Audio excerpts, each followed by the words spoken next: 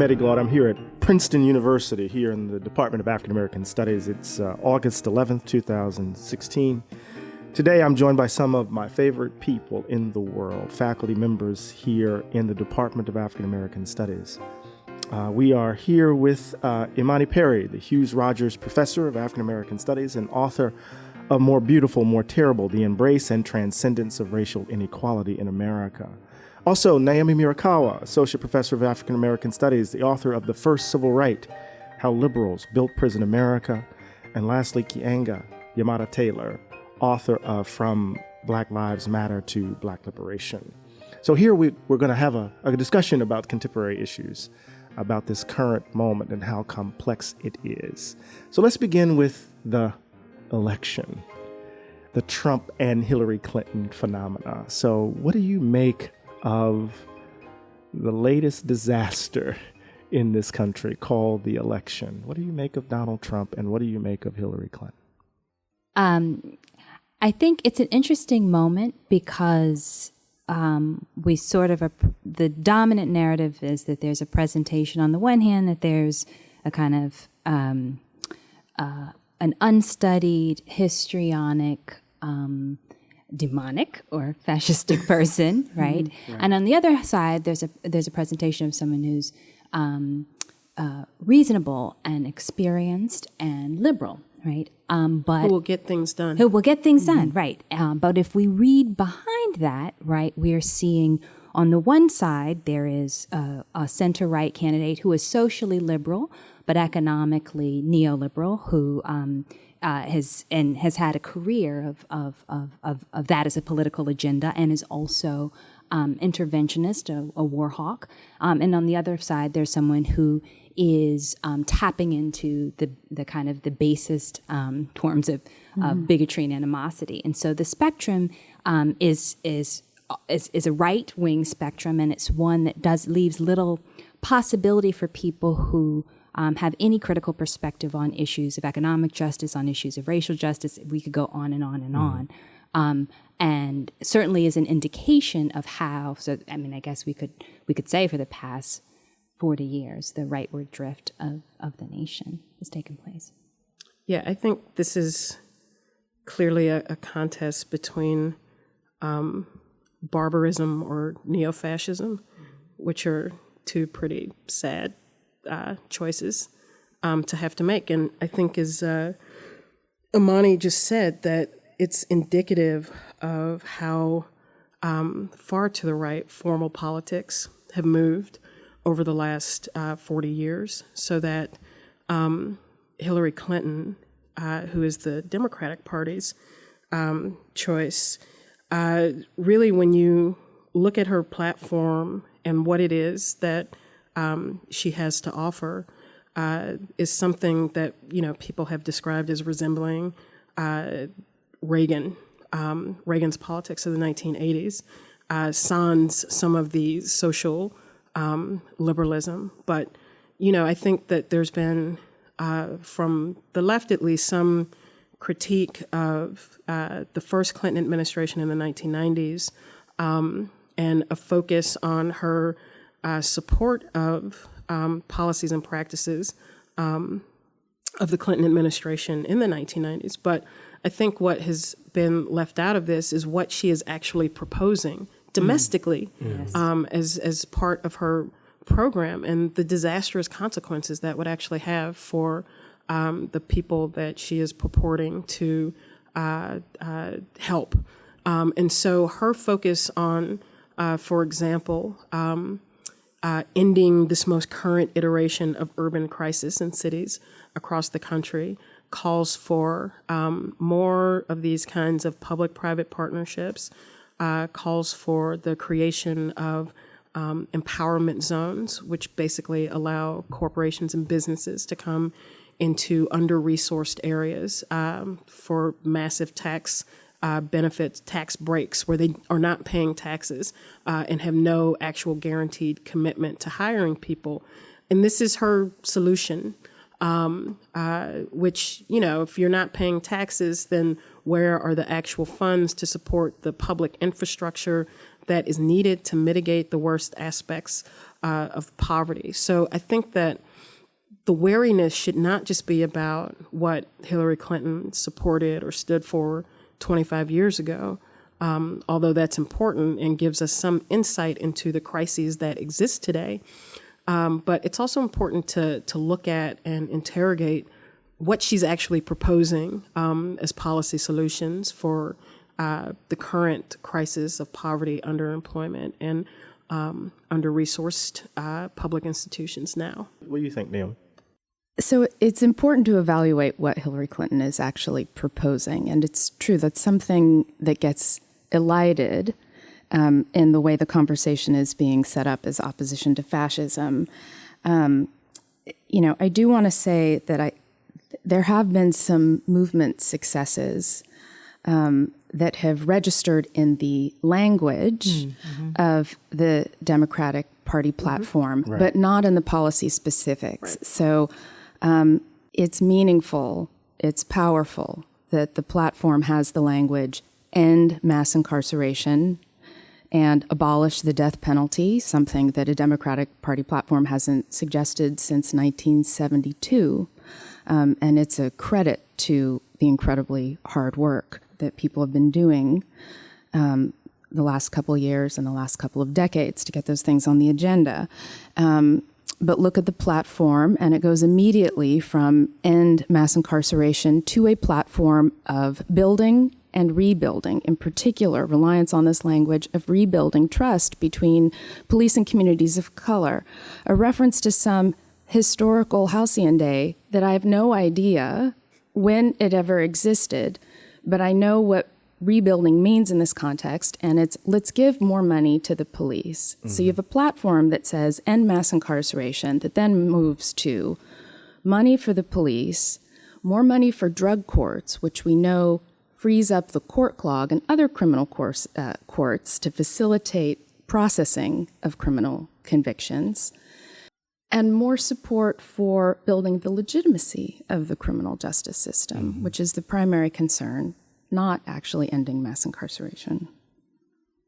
So I find it interesting that we when we're talking about, we began our conversation wanting to talk about the election between Trump and Clinton, and we found ourselves talking about Clinton, right? And there's a sense in which we've all have kind of had to endure a kind of critique, right? That if we don't rally behind the Democratic nominee, in effect, we're supporting Trump, right? And so I find it interesting that one of the moves that we've made in just the beginning of the conversation is to begin to deconstruct who and what Hillary Clinton stands for, who she is and what she stands for. And it seems to be little to no concern about the prospect of a Trump presidency in relation to her and what she supposedly represents. So how do we, perhaps, maybe not, so how do we think and talk about Trump in this moment, even given our critiques and criticisms of Clinton? I have concern, but I think it's a different order of concern, and at least for me, and I think probably for all of us, the response to focusing on Clinton has everything to do with a kind of romantic narrative about who she is that has become overwhelming, right? That this is the realization of feminist dreams, right? In the way that it was narrated, that Obama would be the realization of the civil rights movement, that the coalition behind her is depicted as a sign of, Americans coming together as opposed to a response to fear-mongering. I do have concerns about Trump, but they're actually not so much about the prospect of a Trump presidency. Mm-hmm. I think it's highly unlikely that Donald Trump will be elected president, particularly given the last several weeks. I do think that he has legitimized a kind of aggressive public assertion of very ugly forms of bigotry that I think will that have evidenced themselves in violence, and I think will continue to do so long after he is a candidate. But I think that's part of the larger spectrum of American politics, right? These are not in opposition. It's part of the morass that we are all caught in. And so I think it's incredibly important that we don't allow ourselves to succumb to that capture, right? The language of electoral capture from our colleague Paul Freimer, but instead actually understand politics to mean more than the set of options that are likely to come about based upon a national election, right? I think that's the sensibility of this moment. I mean, I actually think that it's important to talk about Clinton because one of the things that has presented itself as a problem to me, at least, is that the overwhelming focus on the daily antics of Donald Trump's campaign means there's almost no focus on what Hillary Clinton has been doing, what she wants to do. And so over the last week, she has collected what I would call a rogues gallery of endorsements from war criminals and war hawks who have formerly been associated with the Republican Party, who are Republicans, to almost no public scrutiny, no public discussion. And so part of the logic of the lesser evil approach to politics is to downplay your scrutiny, criticism, questioning of the Democratic Party candidate to overwhelmingly focus on the lunacy of the Republican candidate. And so, in effect, Hillary Clinton gets a blank check to do whatever she wants, to get endorsements from, whomever, people that under any other set of circumstances, liberals and progressives would be highly critical of, or find themselves being silenced because of the perception of the greater threat of Donald Trump. Right. So I think it's actually quite critical to talk about Hillary Clinton's political agenda, the people who are coming out of the woodwork, the neocons, the people from the Republican Party who are coming out of the woodwork to support her, and think about what that means. What does it mean for people who led the Iraq War to come out in support of Hillary Clinton? What does it mean for her campaign to be actively soliciting the endorsement of Henry Kissinger or Condoleezza Rice? Right. Does that actually mean something? And we have to talk about that. I mean, Joe Scarborough said she was the neocon's neocon, right? So, yeah, but what do you think, Eddie? Yes, you've been asking you questions. What do you think? I think I really want to complicate a couple of things, not complicate what you said, because I agree totally. But I don't want to reduce the support for Trump to just bigotry. It is that, in part. What I'm thinking about is the effects of an economic policy on white workers, how vulnerable they are, and how they're giving expression to the fact that their wages have flatlined, that their ability to imagine paying for their children's college, that their homes aren't worth anything anymore, and the way in which that sense of economic vulnerability is getting expressed, and how he's exploiting it. But I'm also aware that it's not new. I mean, there's a recent book out, White Trash, 400 Years of What's Happened to the white poor in some ways. And there's a sense in which the economic reality of many of the folks who are supporting Trump, combined with the vicious racist bile that often obscures it, right? At least to me, gets in the way of fundamentally understanding or acknowledging or addressing where Clinton and Trump actually converge, right? And that is in and around an economic set of policies that will continue to decimate the most vulnerable in our communities, and then to use rhetorics, whether it's the language of racist scapegoating, or whether it's the language of kind of easy multicultural identity politics, to kind of obscure, these economic realities that are just devastating, everyday ordinary people. Can I propose a slightly different account? Because I think that's true, but one of the things that has concerned me is this question: to what extent, though, is the appeal about economic vulnerability generally, or is it about this conception that there are certain privileges that are supposed to go along with being white.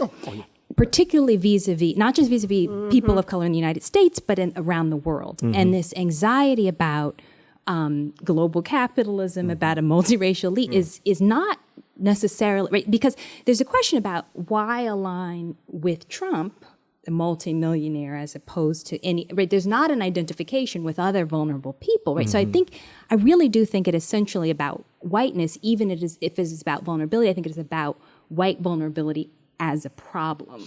Well, it's distinct. Yeah.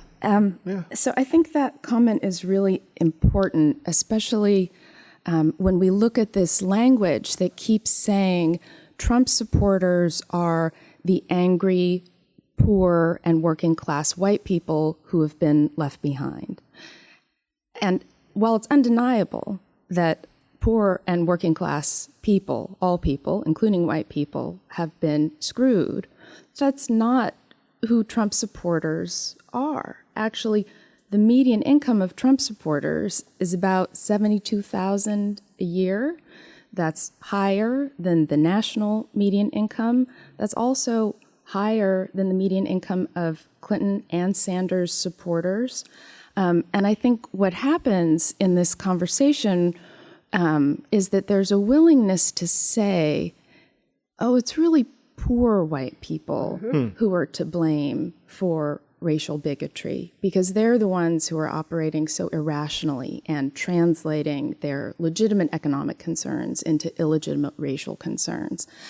And I think that whole line of thinking is a way of displacing blame and saying that racism can be found in the speech acts of relatively poor and institutionally marginalized white people, rather than looking at the architects of global violence against non-white people around the world, and notice that those are the people who are supporting Hillary Clinton across the board.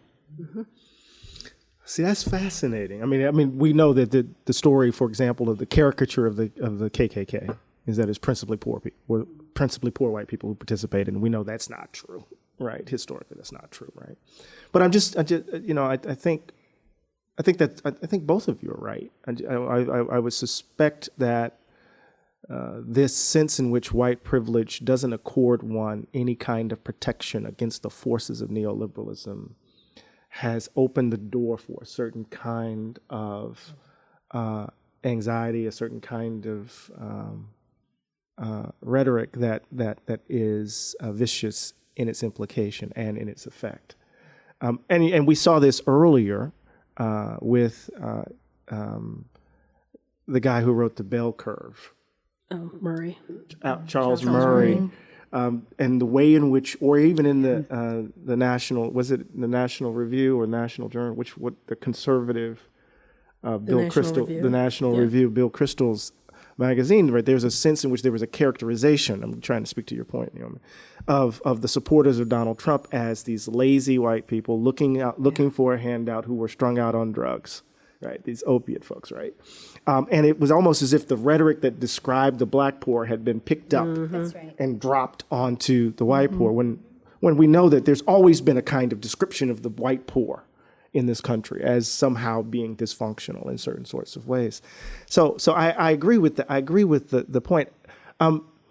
So I don't want to scapegoat everyday ordinary working white folks. I don't want to do that, and I don't want to say that only poor white people are supporting Trump. But there seems to me to be a class-inflected nature in this, a class inflection in his support that is really fascinating to me, that has something to do with registering economic vulnerability, but maybe I'm wrong. I think some of that is media generated for the reasons that Naomi points out, which is that I think it's easy to dismiss Trump's campaign as this kind of, barnyard Yahoo, crazy white folks who don't have a real grip on things. But actually, I think the kind of class anger and disillusionment that you're referencing, Eddie, was found in the Sanders campaign. Absolutely. And so I think the Sanders campaign, in many ways, became a sort of focal point for particularly working class millennials who have been completely displaced by our current economic, the current economy. And it's not to say that there isn't that kind of sort of working class support for Trump. It's not to deny that at all. Of course, there certainly is an element of that. There's always been an element of working class white people who, who are certainly compelled by the narrative of the other's fault for their own depressed situation, whether it's Mexican immigrants, whether it's poor Black people, whether it's women, whoever it is, it's someone else's fault instead of the people who actually have their hands on the reins of the economy. Right. But I also think that the basis upon which we can actually claim a kind of neo-fascist fixation with the Trump campaign is the extent to which it's middle-class white people who actually have found some kind of affection with the Trump campaign, which is probably more worrying than the caricature of Trump being supported by poor, Does the poll data quizzically. Show that, Pardon me? Does the poll data show that college-educated white folk are there's a Trump? particular poll that came out in July that showed growing support among young white men of college age, growing in support for Trump because of the free speach character of the campaign. That you can say whatever you want. Political correctness. And I also wonder if maybe part of this suggests that the way that we talk about class doesn't totally apprehend the anxieties, so that it could. Because precarity now is spread across everybody except for the ultra wealthy, right? So that there can be a sense of precarity that isn't actually about being working class, but is about middle class, doesn't mean the same thing or doesn't accord you necessarily the same set. I also think there's something about the performance of macho, which we associate with white working class male culture, but is also about a certain performance of patriarchy that can be attractive, particularly when people don't feel like they can exercise power in some other ways. I do think there's a lot of it is media generated, but there's also a performative aspect that we see that's attached to his appeal. So we've been talking about the election. Let's talk about movements, right? And so I think Keeanga, you were right to say that the kind of populist impulses that informed the Sanders campaign, right, reflected particular sorts of commitments, just as however they want to describe the populist forces informing the Trump campaign, right? But there's a way in which I've been saying around the country that people have gotten it twisted, that people think Sanders is the motivating cause for all the populist energy, when it's in fact the populist energy that made Sanders possible, right? That he's a reflection of something. He's a reflection of something. He didn't make anything happen. This is why the convention was so interesting in so many different ways. How do we think about, how should we be thinking about movements in this moment, whether at what we've seen in electoral politics or what we see outside of electoral politics, right? So we just saw recently the Movements for Black Lives Matter, right, release its policy platform, which was a platform that was really interesting in the sense that it extended beyond, right, the terrain of just simply electoral politics. It imagined a much more expansive landscape for engaging in political activity.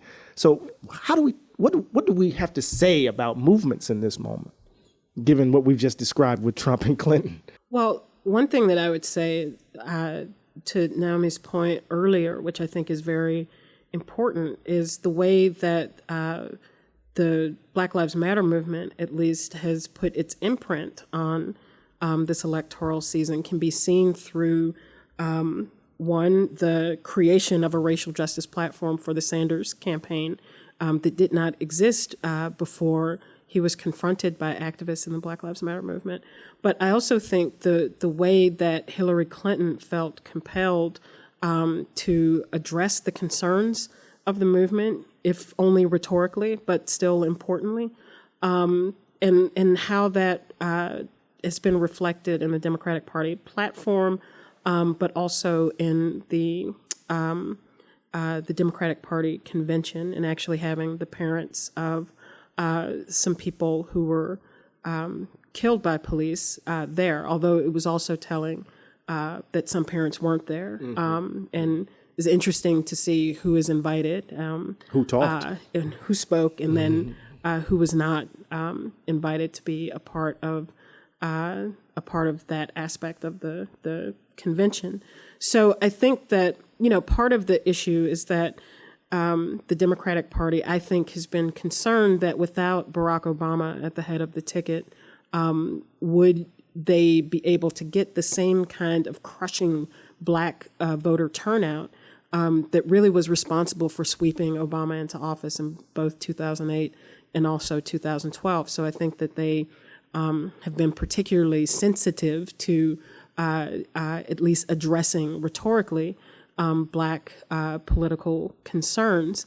But when we talk about what is actually on offer, it's a completely different story in terms of what actual policies are being promoted to shift the situation with underemployment, unemployment, and a lack of resources in Black communities. And so in that sense, I think that was one of the powerful aspects of the Movement for Black Lives platform is, as you say, it looked much more broadly than just the campaign or just it was very broad. Yeah. So I also found the platform for the Movement for Black Lives a phenomenal document, sweeping, ambitious, so important. And in addition to the policy specifics, putting forth a language of divest from the criminal justice system, fund Black futures, which is a language that BYP 100 has been putting forth for some time. And I do think it's important to acknowledge the successes of the movement in all kinds of ways. It's also a moment to be wary of spectacles of empathy that get used in electoral politics. I found it really hard to watch mothers of the movement on stage at the Democratic Convention, hard in so many ways. And confusing in a sense, because you sort of feel like initially you're watching a moment of respect and recognition for mothers, and you in turn as a viewer sort of want to participate in this respect and recognition. And it's so emotionally heavy that it takes a minute to realize that Hillary Clinton is putting mothers on the stage when she herself has almost nothing meaningful to say about reducing racialized state violence. In fact, she is a deep proponent and architect of racialized state violence. Yeah, that's a powerful formulation. And that convention was surrounded by a kind of celebration of U.S. military power, of U.S. police power. I mean, so even though the mothers were brought on stage, right, it was immediately framed, right, by the grieving of mothers who've lost officers in the line of duty, people who have fought for the country. And as you rightly said, Keeanga, there's a sense in which the convention almost looked like Reagan's 1980 convention, or George W. Bush's, with all the patriotism afoot, right? That it actually got buried in that. So, but you were going to say something about it.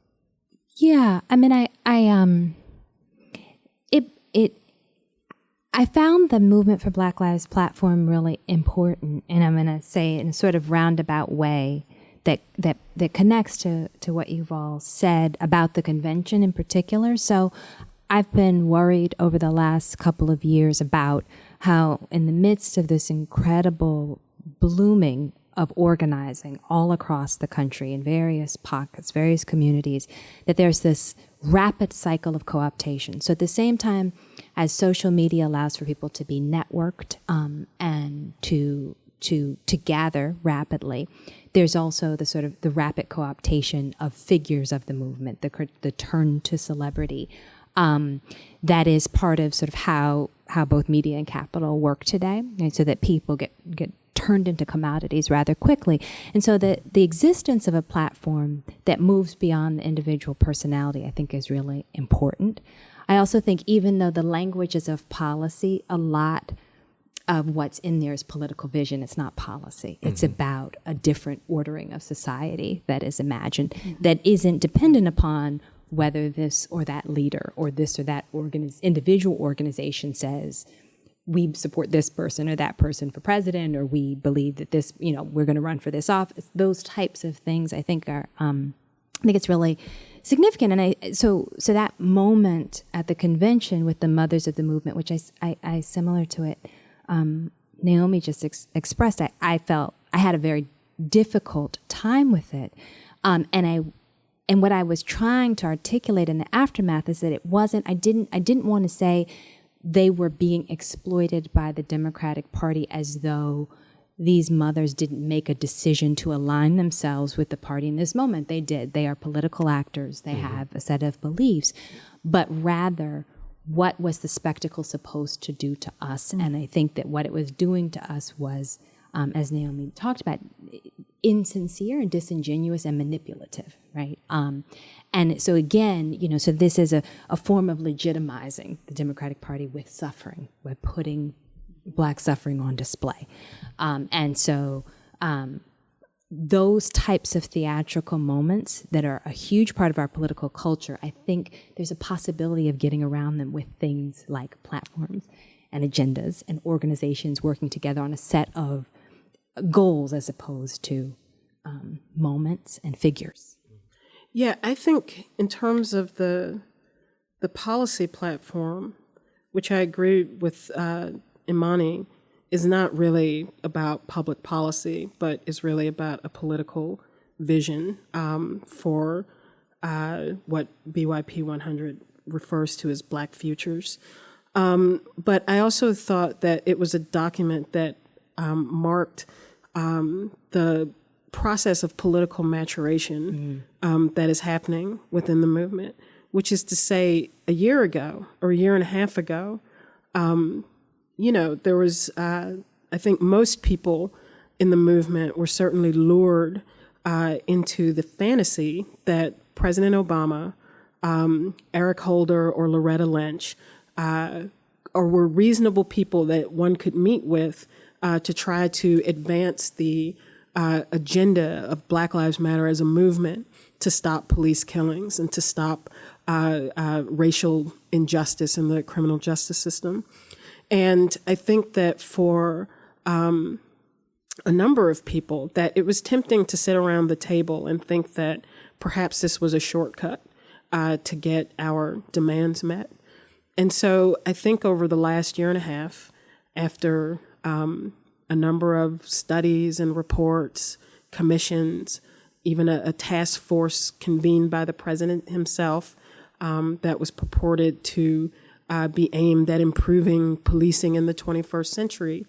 And to still, after all of that, have American police on pace to kill even more people this year than were killed last year, right, perhaps says we need to change our tactics, because all of the meeting and glad handing with elected officials right up to the president himself has not actually changed the situation with American policing. And so this document is so far-reaching and is radical and militant and not concerned with its perception to elected officials represents, I think, a healthy differentiation within the movement, because there certainly still are those who think that the backroom deal is possible, the meeting with the president may produce something. But for another section of the movement, it's clear that our power is in the streets, in our ability to organize and to be independent. And this document, I think, helps to begin to separate out those different political tendencies. Yeah, I think, for me, it's a wonderful counter to Barack Obama's speech at Howard. Right. So if you think about the commencement speech at Howard, I mean, he has a horrible reputation or history of how he speaks to Black constituencies. But one of the things that he did in that speech is he put forward an idea or a conception of what politics actually involved or entailed. Right. And in some ways, he was kind of chastising activists to kind of understand that this is what politics is all about. And of course, for him, it's about compromise.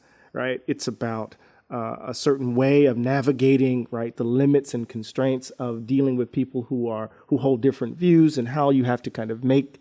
He didn't say you have to compromise your values, but in some ways he did. So to come to the table. You have to come to the table with the willingness, right, to leave certain things behind in some ways, right? And so there is a way in which that commencement address, right, put forward an idea of politics that was very narrow, very limited in its ability to transform the fundamental assumptions of how societies are arranged, right? And so this idea of the platform not being policy but a political vision, right? Because to my mind, one of the most insidious dimensions of the political rationality of neoliberalism is the attack on the imagination, right? It constrains how one conceives of oneself as a political actor. And so there are portions of the platform that I disagree with, that I don't think work, but just the overall platform, it seems to me, offers a kind of way to kind of expand the nature of what we mean by politics in this moment, so that these folks can't just dismiss these activists as these naive people who don't understand how to get things done, which has been one of the ways in which liberals, Black and otherwise, have used, one of the ways that they have used to discipline, right, and try to contain the efforts of these activists, it seems to me. What does African American studies offer for this moment, right? I mean, we're all scholars in this field. I had a donor write me the other week saying, if there's if there's ever a time to demonstrate the relevance and the need for this field, it's this moment. I don't quite know what that means in its particulars, but I understand the gesture. Each of us, in our own way, has tried to contribute to the public conversation. What skill set do we bring to bear on this current moment? I mean, I guess, one of the things I thought about coming to have this conversation today is that all of you have done work that in varying ways has helped me deepen my understanding of how we got here, right? So kind of offering more robust analyses with a more detailed record to help us understand the way relations of power have worked, the way race has worked, the way social and political institutions have operated. And I think that that's an essential function of what we do, is to tell the story true. I think that's the language that you use, Eddie. But in order to both understand our current moment, but also to have a sense of sort of how change occurs. And I think I think it is often dismissed as an ideological function, but it's actually about being serious scholars, right? Doing serious critical work that has necessarily as part of it a commitment to principles like justice and equity and humanity and those types of things. And so I think we have work that we do in public in this regard, but I also think this is why our teaching is essential work, right? So that when we're teaching students, we're teaching them how to read moments in time, events, more thoroughly than oftentimes they have ever been expected to in their lives. And so so when we look at, so you can read a report and say, oh, well, this is amazing. This report is showing all of the horrific things that the police in Baltimore do. Right? But we also have to understand, well, how have these reports functioned in the past? How do they function in the present? What is the mandate attached to them? Do they have any enforcement power? What does it mean that this is after the fact? What does it mean? How do we read this in light of Freddie Gray? I mean, all those types of questions are the kinds of questions that in our practices and various we ask. We ask more thorough questions about the artifact or the event. Yeah,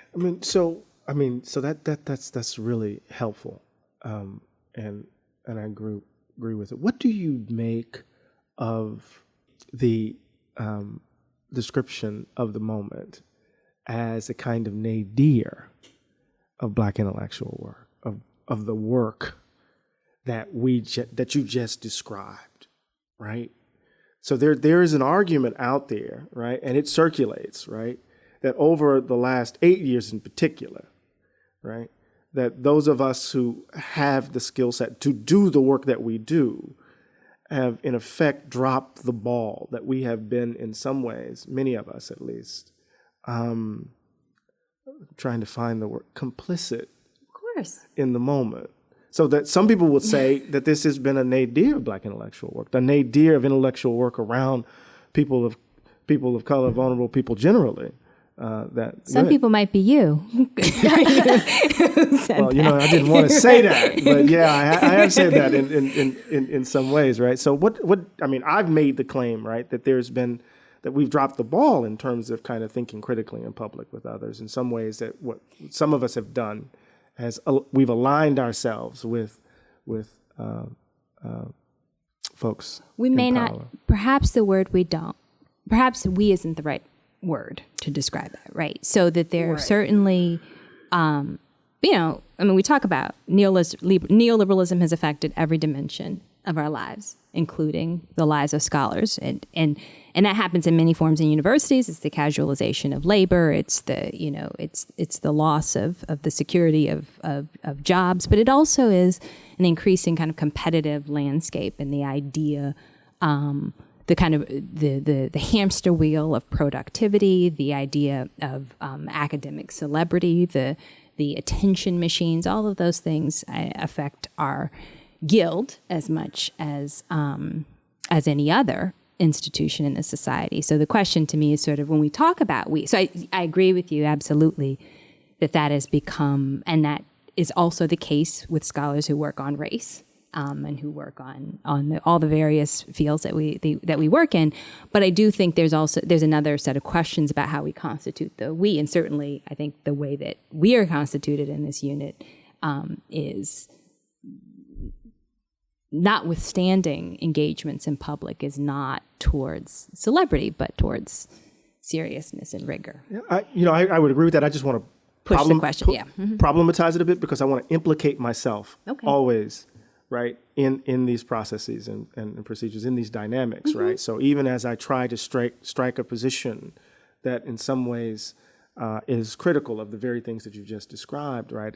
Understand that I find myself participating, right, in these things and trying to intervene in ways that are consistent or consonant with the politics I hold, but understanding, right? My own implication in doing this work. So I'm on television, I'm on radio, I'm writing in these sorts of things, trying to think seriously in public, understanding what that means, but also understand that there's no place, and I'm not suggesting that you are making this claim at all, that there's no place where our hands aren't dirty in this moment, because we're all in this, right? We're all, but don't you feel, just to go back to what we were talking about a minute ago, right? Every time we hear the news report about the DOJ report, don't we want Naomi to be on television Naomi, clarifying, please. right? Exactly. Wanting, because we want Right. people to understand, right? I mean, so that's not about attention seeking, but really wanting to sort of expand. The political discourse is so narrow and so flat, right? I should tell the world that you always tell me to go on television. Yes. Well, just because of wanting to, I mean, the conversations are so diminished, and part of it is the structure, right? Of, the sound bite, the speed that, that's hard to have a kind of extended, deliberate conversation. But So I would say a couple of things. When you ask what can African American studies do, it can do many things, but it depends on where you are. And that has to do with, what the particular objectives or of a, particular department, how it sees itself. So I don't know what thought process other folks go through in that regard, but it does seem that, at least to some extent, that, we've made some effort to talk about these things publicly. There was this terrible editorial criticizing historians. A bunch of historians came out against Trump. Is it Stanley Fish or Fish? Stanley Fish. oh yeah, Stanley Fish. Yeah. That was horrifying. Yeah, it was a horrifying moment. I always make this distinction in my head, right? So that there's a moment with when Dyson wrote the piece in response to Corn, or criticizing Corn in the New Republic, right? And part of that argument was around profits, right? He wanted to put forward a different conception of profits, right? And there's something called court profits, right? Profits whose sole function, right, is to work in and with the court. And there are ways in which intellectuals work this way, right? I mean, this is Gramsci, going back all the way to our reading of Gramsci, right? Organic isn't just simply connected to working vulnerable. Organic can also be connected to, right, elites. And so Stanley Fish was doing just clear work in that moment in responding to those historians, right? So let me just say, I think that one is we're people in the world who have opinions about things that are happening, who are affected also by things that are happening. And I'm not sure why, if you happen to work at a university, you shouldn't have an opinion about these things and have something to say about it. So, that's what people do. We are in the world, of the world, and have things to say about it. The other thing I think is it's about also understanding that people can have different roles. So,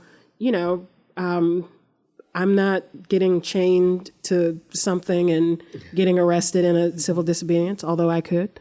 But we've written books that, we hope that help complicate a dominant narrative that systematically tries to deny the impact of racism and injustice in this country and around the world.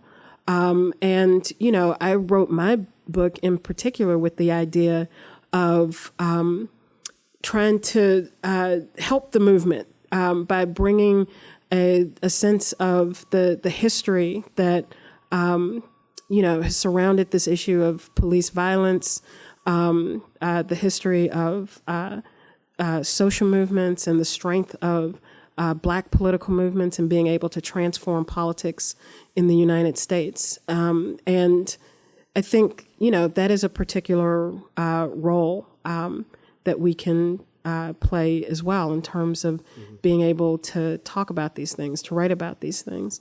And the point, is to not get them confused, is to not, think that you are, doing the same thing as activists who are making decisions on a day-to-day basis about how to direct the movement. But I think as people who are in the world and concerned about what is happening, that, we should talk about that and be concerned with that and not see that if you happen to work at a university that that means that you're not allowed to have an opinion or that you shouldn't talk about or try to influence things. no one else is asked to make those decisions, you know. Mm-hmm. I mean, look, one of the things that I wanted to do with us sitting down and having a conversation was to kind of think out loud together, as we do every day, about the issues that we care most about. And typically we do this in the privacy of our own offices or in our classrooms with our students. But I do know that how I think, to echo something Imani says, how I think and how I write has been and continues to be so fundamentally shaped by my interactions with you. And it seems to me that we're in a moment of crisis where we have to be as bold and imaginative and courageous as possible in how we think and how we write and what we do. And so as we kind of wrap up this conversation, what are some parting words? What are some parting words? I think there's two, and this is less about the kind of movement questions or politics questions that we've talked about, but I think there's two demands that are upon all of us in this moment. Maybe there's three, but I'll start with two. And one is, I think, from the conversations that the conversation that we've had thus far, it seems it's evidence of how critical community is, right? And that's political community, that's intellectual community, that's sort of people to be in conversation with on issues that matter to us. And I think it's important both because it helps us be better or do better work, but it's also important to push back against the sort of hyper-individualistic, hyper-competitive landscape in which we operate.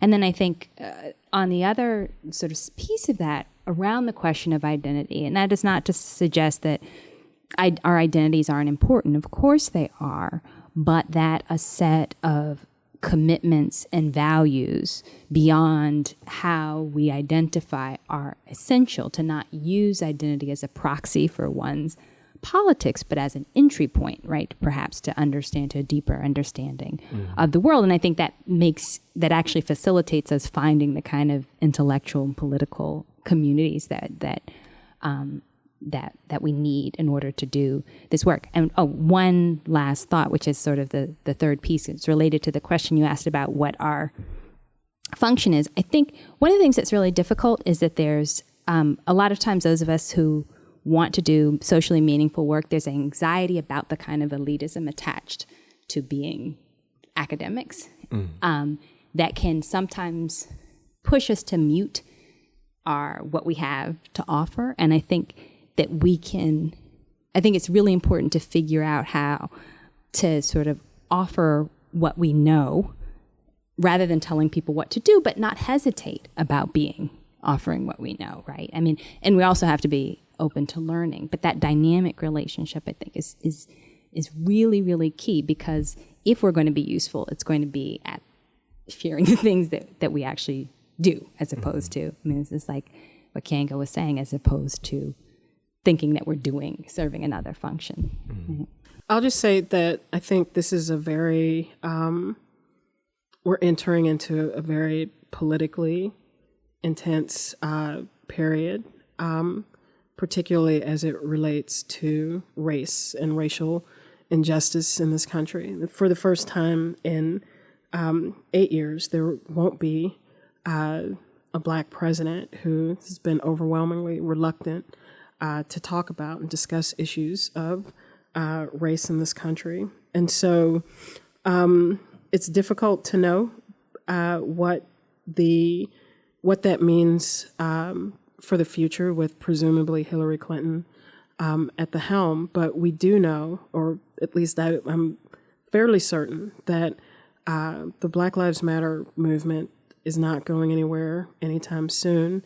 And so if you combine that with the kind of generalized economic anxiety, I think, that exists in this country, that was most demonstrated by the explosion of the Sanders campaign, that it makes for a very politically volatile period that we're entering into.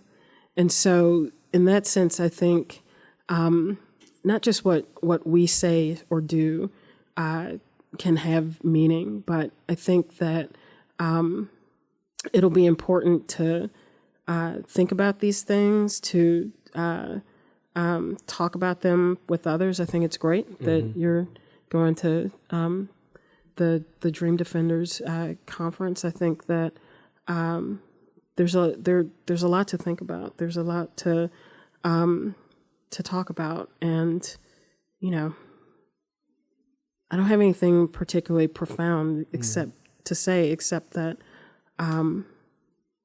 I don't think that these tensions and dynamics are going to be lessened. But I think in some ways they will perhaps be heightened in the next few years. It seems to me we have to cultivate our habits of reading, our habits of seeing. We have to stand firm in exhibiting excellence in our craft. And in doing all of that, we don't stop being people in the world who love other folks, right? Who care for people who are in our communities, and beyond who we take ourselves to be and how we describe who we take ourselves to be committed to this question of justice, right? I'll conclude by saying that I like it that this began as a conversation on the election and turned into something entirely different. And I appreciate that. Mostly, I think election politics destroys political life. It means that for a year, really, for more than a year, every 4 years, we're supposed to pay attention to the horse race and the polls, and we're supposed to feel forced into corners of being told we have to make a choice for the lesser evil. And this is destructive and distracting from what really matters and from the conditions of slow death that are being advocated and perpetuated by both political parties. And maybe that's where we play a role in the conversation, right? And maybe that's also where we feel grateful. I certainly feel grateful for the vision put forth by the Movement for Black Lives, which is indeed a grand sweeping vision that is not about this election cycle and not about the next. Right. I was speaking to some kids in the summer journalism program here, and one kid was, "How do you be an ally if you don't have the experience?" Right? And I was saying, well, it's not a matter of having experience. We used to wear shirts back at Morehouse. It's a black thing you wouldn't understand, and it was so wrong, right? It's not about having the experience. It's about being committed to justice, right? And if you're committed to that, then we can do the work. So even in our space, as we engage in this practice, which is really about solitude and having to think and craft sentences, and to be committed to the craft in a way that requires a stern discipline, we can still be motivated by issues of justice to do the work that we know we've been called to do.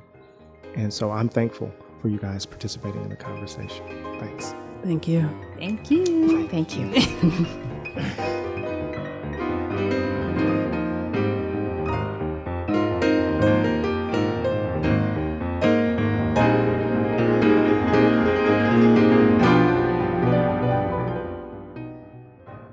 This has been a wonderful conversation. If you're interested in learning more about African American Studies at Princeton, just go to our website, www.aas.princeton.edu. And thank you for visiting. Take care.